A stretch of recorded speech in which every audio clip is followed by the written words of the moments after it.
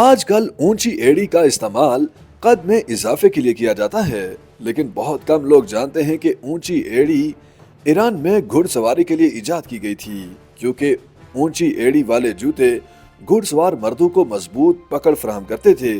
اونچی ایڑی کی تاریخ بہت دلچسپ ہے، جسے پڑھ کر شاید قارئین کو یہ اندازہ ہو سکے کہ کیسے معاشرے میں کوئی چیز یا عمل زیادہ عرصے تک رہنے سے کلچر کا حصہ بن جاتا ہے۔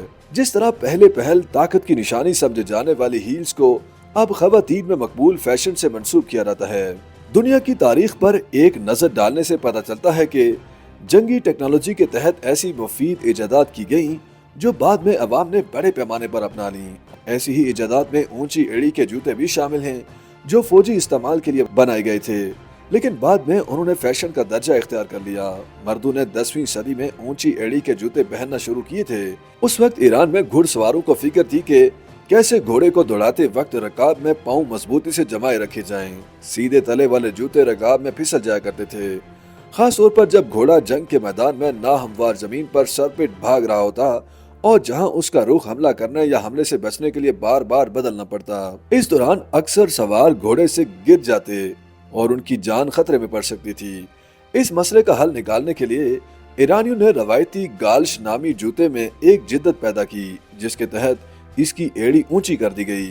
اب رکاب کو تلے اور اونچی ایڑی کے درمیان پھنسا دیا جاتا تھا اور یوں سوار کو مستحکم گرفت حاصل ہو جاتی تھی۔ بعد ازاں ہیلز پہننے کا رواج مردوں میں رفتہ رفتہ عام ہو گیا اور یہی رواج یورپ میں بھی جا پہنچا۔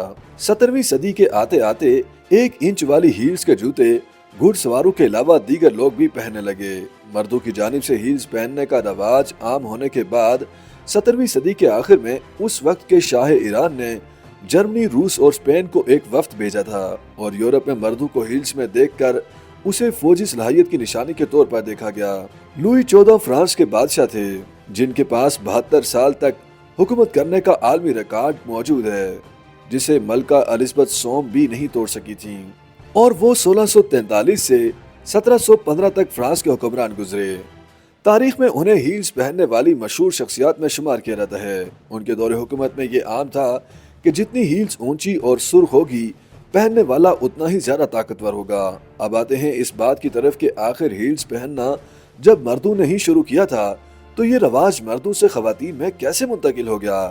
National cow boy and western heritage museum کے مطابق 1730 کے بعد مردوں کی جانب سے ہیلز پہننے کا رواج معدوم ہونا شروع ہو گیا، اور اس کی وجہ ایک ہی تھی کہ خواتین نے اس کا استعمال شروع کر دیا۔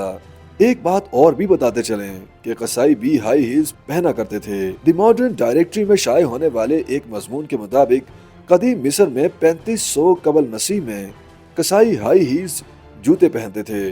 قصائیوں کی جانب سے ہیلز پہننے کے فائدہ یہ ہوتا تھا کہ وہ مذبح خانوں میں جانوروں کے اوپر سے گزرتے تو خون آلود فرش کی وجہ سے ان کے پاؤں اور کپڑے گندے ہونے کا امکان کم ہو جاتا تھا۔ YouTube پر گوگلی نیوز دیکھنے کے لیے youtube.com کی سرچ بار میں googly news T V type کریں۔ گوگلی نیوز کے پیج پر سرخ رنگ کے سبسکرپشن والے بٹن پر کلک کرنا نہ بھولیے۔ YouTube پیج پر اپلوڈ ہونے والی ویڈیوز سے باخبر رہنے کے لیے بیل آئیکن پر کلک کیجیے۔ آپ کو ہر نئی ویڈیو کے بارے میں نوٹیفیکیشن موصول ہو جائے گا۔